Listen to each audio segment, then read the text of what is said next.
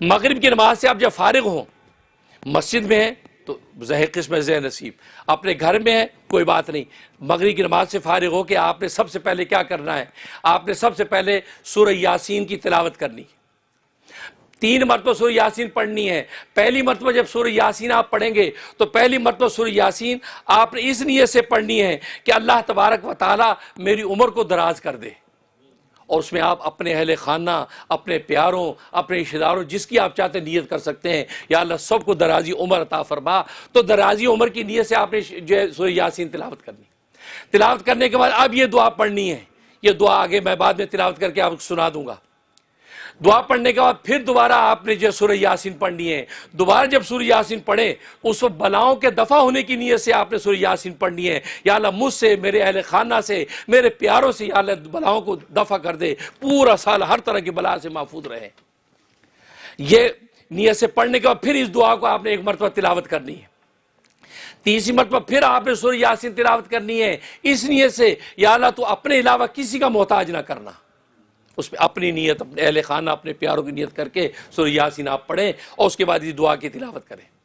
دعا کی تلاوت کرنے کے بعد اب آپ کا یہ عمل مکمل ہو گیا۔ انشاءاللہ پورا سال آپ کو اور آپ کے اہل خانہ کو جو برکتیں ملیں گی آپ اس کا تصور نہیں کر سکتے۔ یہ وہ ہے۔ یہ دعا میں آپ کو پڑھ کے بتا دیتا ہوں، پرچے اس کے باہر موجود ہیں۔ دعا یہ ہے، اللہم یا ذا المن ولا یمن علیکا یا ذا الجلال والاکرام یا ذا الطول والانعام لا الہ الا انت ظہر اللاجئین وجار المستجیرین وامان الخائفین اللہم ان کنت کتبتنی عندک فی ام الکتاب شقیا او محروما او مطرودا او مخترا علی فی الرزق فامہو اللہم شقاوتی و حرمانی و تردی واختار رزقی و اسبتنی عندک فی ام الکتاب سعیدا مرزوقا موافقا للخیرات فإنك قلت وقولك الحق في كتابك المنزل على لسان نبيك المرسل يمحو الله ما يشاء ويثبت وعنده أم الكتاب إلهي بالتجلي العظم في ليلة نصف من شعبان المكرم التي يفرق فيها كل أمر حكيم ويبرم أن تكشف عنا من البلاء ما نعلم وما لا نعلم وما أنت به عالم إنك أنت العز الأكرم وصلى الله على سيدنا محمد وآله وأصحابه وسلم۔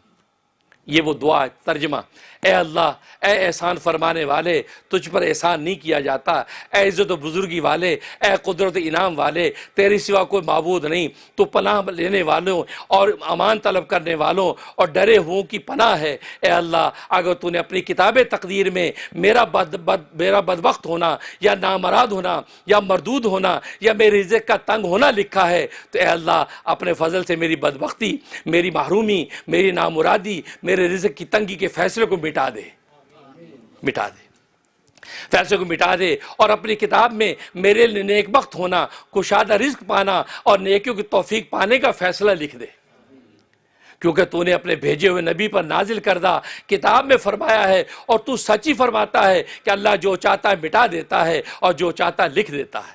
تو جب مٹا سکتا تو مٹا دے یا اللہ، اور اسی کے پاس کتاب تقدیر ہے۔ اے اللہ، تو اس سے اس تجلی اعظم کے واسطے سے سوال کر تو جو تجلی اترتی ہے اس رات پہ، جو شعبان کی 15ویں رات میں جس میں ہر حکمت والے معاملے کا فیصلہ کیا جاتا ہے، وہ تجلی نازل ہوتی ہے، اس کے واسطے سے میں تجھ سے، ہم سے ہر مصیبت کو دور کر دے، جو ہم جانتے ہیں اور جو ہم نہیں جانتے ہیں، اور جس کو تو زیادہ جانتا ہے، بے شک تو عزت بزرگی والا ہے۔ اور درود و سلام ہو ہمارے آقا محمد مصطفیٰ صلی اللہ علیہ وسلم پر، اور آپ صلی اللہ علیہ وسلم کے آل اولاد پر اور آپ کے اصحاب پر۔ یہ اس کا ترجمہ، یہ آپ پڑھیں۔ کرنے کے بعد پھر اس کے بعد سورۃ دخان کی تلاوت کریں۔ سورۃ دخان کی تلاوت کرنے کے بعد آپ پڑھیں حسبی اللہ و نعم الوکیل، 1000 دفعہ پڑھ لیں یا 100 دفعہ پڑھ لیں۔ اس کے بعد پڑھیں یا حی یا قیوم برحمتک استغیث، 1000 دفعہ پڑھیں یا 100 دفعہ پڑھ لیں۔ اس کے بعد صلاۃ التسبیح کے نوافل پڑھ لیں، اور اس کے بعد جو ہے آپ درود شریف پڑھ لیں، یہ والا اللہم صلی وسلم بارک علی سیدنا محمد و آلہ و صحبہ الف الف مرتین، 3000 مرتبہ پڑھ لیں یا 300 دفعہ پڑھ لیں۔ یہ اعمال اس رات میں کرنے کے۔ اس کے بعد آگے ایک بڑی کام کی دعا بتا رہا ہوں، یہ وہ دعا ہے جو رسول اللہ صلی اللہ علیہ وسلم نے امام حسن، آپ کے جو جگر گوشہ، آپ کے جو نواسے، ان کو بتائی، اور یہ واقعہ علامہ سیوطی رحمۃ اللہ نے لکھا ہے۔ امام حسن رضی اللہ تعالیٰ عنہ حضرت امیر معاویہ کے زمانے میں حضرت امیر معاویہ ایک سال میں 1,00,000 درہم ان کو نذرانہ ہدیہ دیا کرتے تھے، لیکن ایک سال انہوں نے وہ نذرانہ بھیجا نہیں۔ اب گھر میں تنگ دستی آ گئی، امام حسن نے کالم اور دوات قلم منگوایا اور خط لکھنا چاہا امیر معاویہ کو کہ بھئی میرا وہ آپ جو ہے سالانہ بھیجا کرتے تھے ہدیہ آیا نہیں۔ پتہ نہیں کیا سوچا، پھر دوات قلم رکھ دیا، لکھا نہیں، سو گئے۔ رات کو رسول اللہ صلی اللہ علیہ وسلم تشریف لے آئے، کہا کہ بیٹا کچھ غمزدہ لگ رہے ہو، کیا خیریت ہے سب؟ کہا کہ ابا جان سب ٹھیک ہے، نہیں کوئی پریشانی ہے؟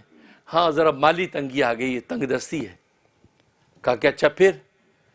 کہا کہ بس وہ امیر معاویہ مجھے ہر سال بھیجا کرتے تھے 1,00,000 ہدیہ، وہ آیا نہیں، تو گھر میں جو اخراجات تھے، ترتیب تھی، وہ تنگی سی آئی ہوئی۔ فرمایا کہ کسی سے مانگنے کی ضرورت نہیں، تم یہ دعا پڑھو، اللہ تبارک و تعالیٰ مدد کریں گے۔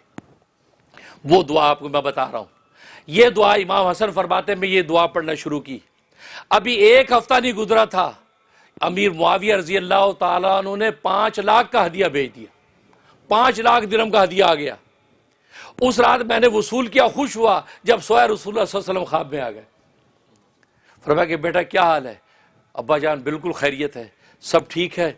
فرمایا کہ سارا قصہ سنایا کہ یہ ہوا۔ کہا کہ تم نے تو قلم دوات منگا لی تھی لکھنے کے لیے، اور تمہیں دیکھو 1,00,000 کی جگہ 5,00,000 آیا۔ اور آگے کیا پتہ کی بات فرمائی؟ فرمایا کہ جب مخلوق سے نگاہ ہٹا کر خالق کی طرف نگاہ کرتا ہے تو پھر ایسے انعام ملتے ہیں۔ اللہ اپنے بیٹے کو کیا سبق دے گئے، یہ ہم سب نبی کے بیٹے ہیں، ہمارے لیے یہ سبق ہے بھئی، سب بیٹے بیٹے خدا سے مانگنا۔ فرمایا اللہ سے جب امیدیں باندھ لوگے تو اللہ تبارک و تعالیٰ پہ اسی طریقے سے فیصلے کرتے ہیں۔ کہا 1,00,000 ملتا تھا اور تم لکھو گے تو 1,00,000 ملے گا۔ کہا مخلوق کے آگے ہاتھ پھیلان چھوڑ دے میرے بیٹے، اللہ کو پکار، اللہ مخلوق کے چوٹی کے بالوں سے پکڑ کے خود عطا کرے گی۔ یہ وہ بابرکت دعا ہے، یہ دعا اس رات میں 25 مرتبہ پڑھے، اور روزانہ اگر اس دعا کو پڑھنے کا اہتمام کر لیں تو پھر آپ کی جھولی خالی نہیں ہوگی، جھولی پھٹ جائے گی، اتنا ملے گا۔ یہ وہ دعا ہے کہ نبی نے خود کہی، یہ دعا حسن کے نام سے مشہور ہے۔ فرمایا اللہم اقذف فی قلب رجاء کا وقت رجاء من سوا کا حتی لا ارجو احدا غیرہ کا، اللہم وما ضعفت عنہ قوتی وقصر عنہ عملی ولم تنتہی الیہ رغبتی ولم تبلغ مسئلتی ولم یجری علی لسانی مما آتیت احدا من الاولین والآخرین من الیقین فخصنی بہ یا ارحم الراحمین۔ آگے حوالہ لکھا ہوا ہے اس کا ترجمہ، اے اللہ پیدا کر دے میرے دل میں تو اپنی امید و توکل کو، پیدا کر دے میرے دل میں تو اپنی امید و توکل کو، اور کاٹ دے میری امیدوں اور بھروسوں کو تو اپنے غیر سے میری امیدیں کاٹ دے اے اللہ۔ اور وہ امید و توکل کہ کمزور ہوگی یہ جس کے پانے سے میری طاقت، اور کم ہو گیا اس کے مطابق میرا عمل، اور نہیں پہنچ پائی اس امید توکل تک میری رغبت، اور نہیں پہنچ سکا اس امید و توکل مانگنے تک میرا سوال، اور نہیں جاری ہو سکی میری زبان پر اس امید و توکل کو مانگنے کے الفاظ جس امید و توکل میں سے تو نے کسی کو بھی حصہ عطا کیا ہے اولین و آخرین میں سے، پس خاص کر دے مجھے یقین و توکل اس دولت کے ساتھ اے سارے جہانوں کو پالنے والا۔ دیکھو پوری دعا میں امید و توکل مانگی جا رہی ہے۔ یہ وہ سبق نبی نے یہ راز بتا دیا کہ اگر جینا سیکھنا چاہتے ہو تو امید و توکل اس سے باندھ لو، دنیا خود آپ کے قدموں میں ڈالے گی۔